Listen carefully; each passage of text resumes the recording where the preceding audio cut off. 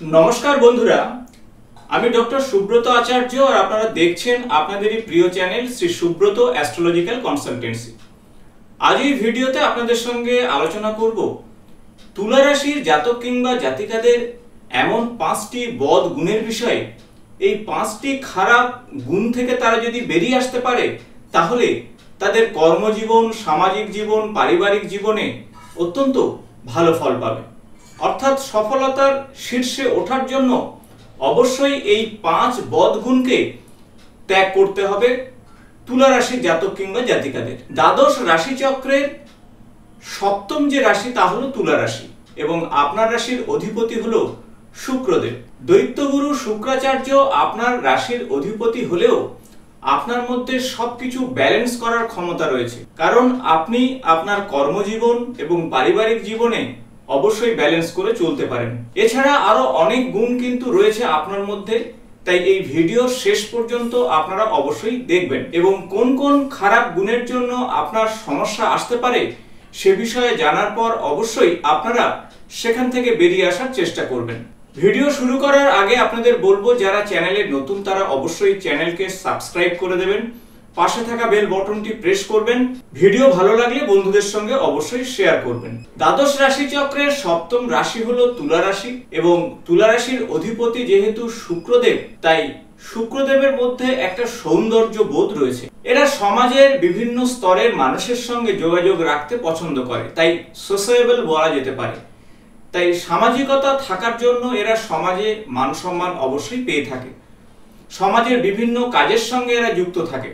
এরা যেহেতু সৌন্দর্যের পূজারী এবং এই পার্থিব সুখ সমৃদ্ধির সঙ্গে সম্বন্ধযুক্ত কিন্তু শুক্র, তাই এরা একটু চার্মিং নেচার হয়। তাই মানুষকে আকর্ষণ করার মতন ক্ষমতা কিন্তু তুলা রাশির জাতক কিংবা জাতিকাদের রয়েছে। সবসময় তুলা রাশির জাতক জাতিকাদের মধ্যে সৌন্দর্য বোধ রয়েছে। তারা যে সমস্ত পোশাক পরিচ্ছদ পরে তা কিন্তু অন্যান্যদের থেকে একটু আলাদা হয়। নিজেকে 100% রিপ্রেজেন্ট করতে ভালোবাসে। একদিকে যেমন এদের মধ্যে আকর্ষণীয়তা একটি মূল বিষয়, অন্যদিকে এদের মধ্যে সৌন্দর্য বোধও কিন্তু 100% রয়েছে। এরা প্রেম এবং ভালোবাসার মধ্যে পড়তে ভালোবাসে বা এদের সঙ্গে যারা সম্পর্ক তৈরি করে তাদের মধ্যে সম্বন্ধ রাখতে এরা পছন্দ করে। এরা অনেক বেশি রোমান্টিক হয়, তাই এদের মধ্যে কাঠখট্টা মনোভাব খুব সহজে আসে না। মানুষের সঙ্গে কিছুক্ষণ বা কিছু দিনের পরিচয়ে এরা আপন হয়ে যায় এবং অত্যন্ত সফিস্টিকেটেড ক্যারেক্টার কিন্তু এদের মধ্যে রয়েছে। তাই তুলা রাশি জাতক জাতিকাদের সফিস্টিকেটেড ক্যারেক্টারের জন্য এরা অন্যান্য মানুষের থেকে একটু আলাদা হয়ে যায়। যারা শিল্প, কলা ইত্যাদি কাজের সঙ্গে যুক্ত রয়েছেন তাদের মধ্যে কিন্তু শুক্রের প্রভাব রয়েছে। তাই তুলা রাশি জাতক জাতিকারা একটু আর্টিস্টিক হয়। তারা যেখানে বসবাস করে সেখানে কলা বা সৌন্দর্যের একটা ছাপ থাকে। সে যেখানে কাজ করে সেখানেও কিন্তু একটা কলা বা সৌন্দর্যের সঙ্গে সম্বন্ধ যুক্ত করে।